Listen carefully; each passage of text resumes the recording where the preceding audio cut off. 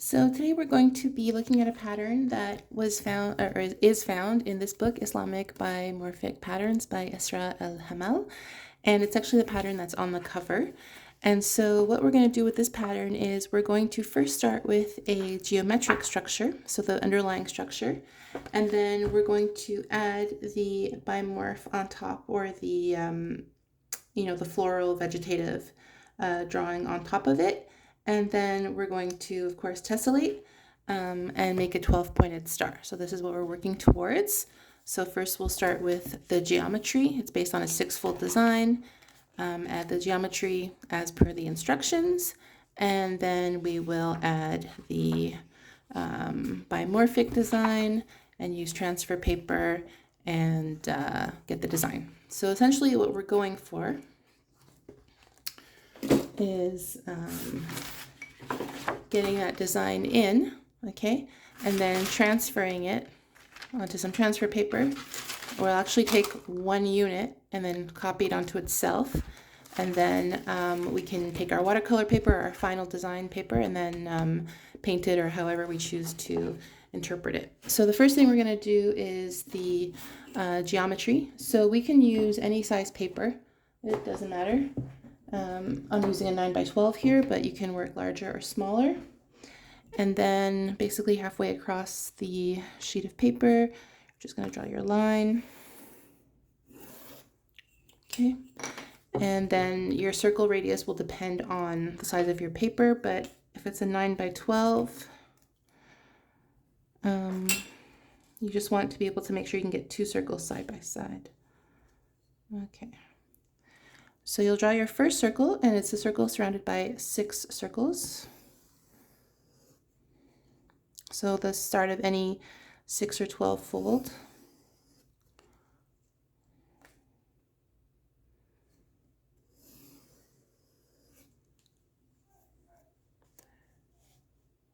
Okay, I'll adjust the camera in a second here.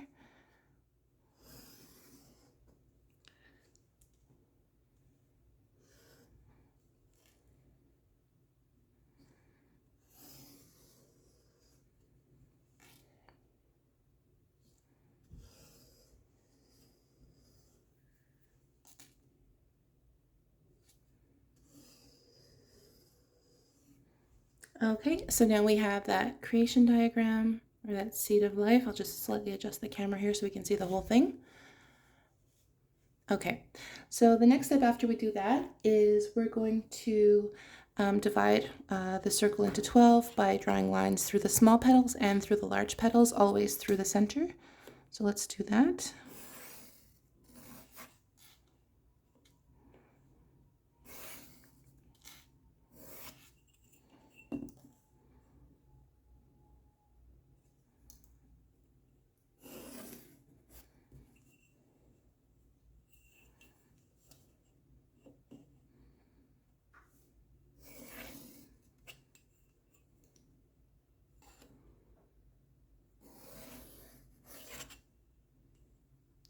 Okay, so now our circle is divided into 12. And then the next step is we're going to draw a large circle that encompasses the shape with the radius from the center to the tip of the big petal here. So to this tip here. Just like that. And then we're going to draw 3 squares in this shape. So I'm going to stick to the gray. So the first square, we can actually put numbers if we want, but basically like this would be 1, 2, 3, 4, 5, 6, 7, 8, 9, 10, 11, 12. And it's where the line intersects this large circle that we just drew. So the first square is like the very top, the very right, the very bottom, the very left. So let's do that. So it's like a diamond or a dynamic square.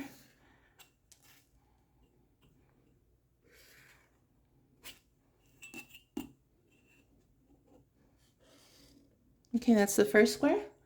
And then we're going to draw 2 more, and then they're just each going to be offset by 1. So like if we go like one behind, like here's like this is number 1. So if we go number 12, the one prior, the one prior, the one prior before, and then so on.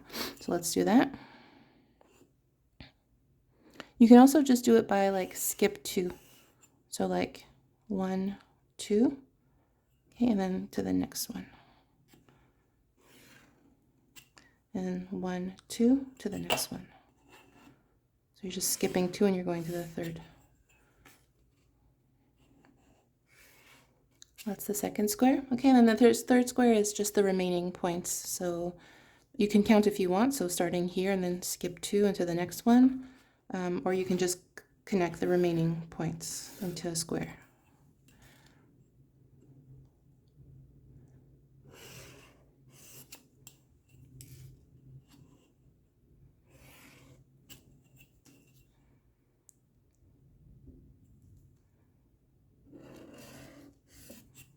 Okay, so now that we have that, what we're going to do is inside this area now, we're going to draw a hexagon, so 2 triangles. So the first one is going to be basically like this point, this intersection, and then if this is the horizon or this is the first line we drew, it's one below one, and then the one that's across back to here. So let's draw that.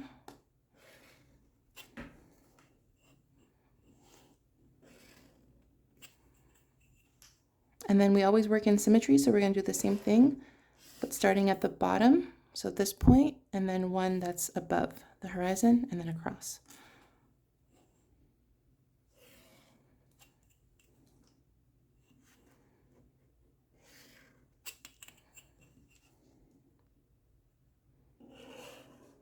Just like that. So now we have this hexagon inside, or this 6-pointed star rather, not hexagon, but 6-pointed star inside.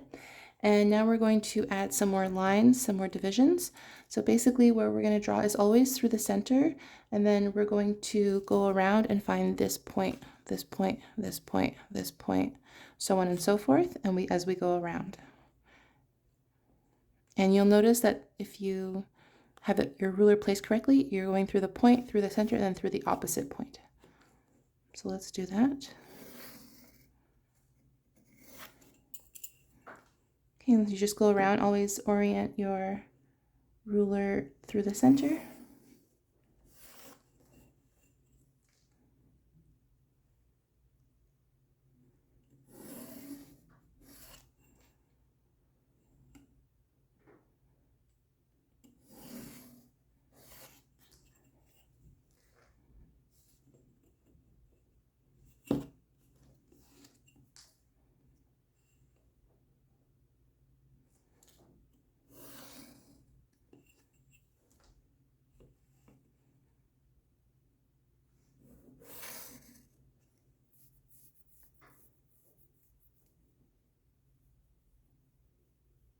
Okay, so now we have all of those divisions. So now we've divided our circle, like if you count up all the lines, should be 24. So now I'll switch colors, and I'll just pause for a second. So now inside this hexagon shape, we are going to draw 4 triangles. And then that'll be the last step before the biomorph. So basically what you're going to do is find your starting point. So if this is the vertical, it's just the one that's beside the vertical to the left, and then count 8. So 1, 2, 3, 4, 5, 6, 7, 8. So it's basically 1 to the left of the vertical and then 1 below the horizontal within the hexagon that this 6-pointed star created. So now count 8. 1, 2, 3, 4, 5, 6, 7, 8. That's the third point. And we're going to connect these into a triangle.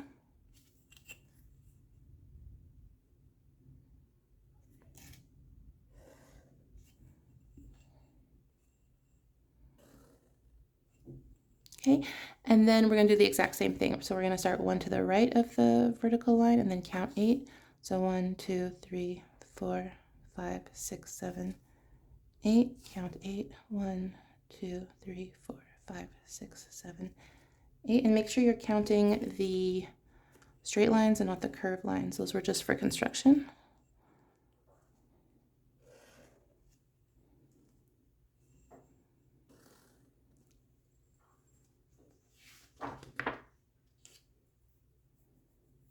we'll do that again. So then we'll skip 1 here, count 8. 1, 2, 3, 4, 5, 6, 7, 8. 1, 2, 3, 4, 5, 6, 7, 8.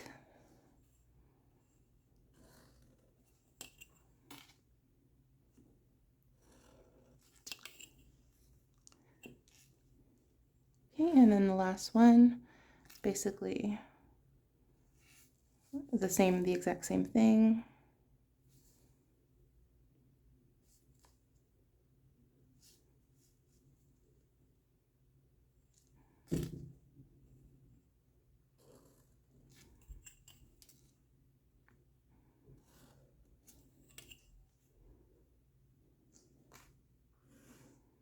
Okay, so now you have everything you need to start drawing the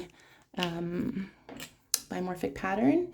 So essentially, the next step you would do is you would grab a piece of transfer paper or parchment paper, tracing paper, sorry, not transfer paper, tracing paper, and you would just grab one section, so one piece of what we just drew, and that piece would look like this. So we just want like one section of what we drew, and it would look like this, and then we would start to use those lines that we drew to essentially figure out where to add our biomorphic pattern. Okay, and then once we have this biomorphic pattern, one of them, we would fold our tracing paper, draw it onto itself, and then we would have this, which is what I showed you before with my tracing paper, and then you would draw this out 6 times within your grid, and then you'd have this as your final design.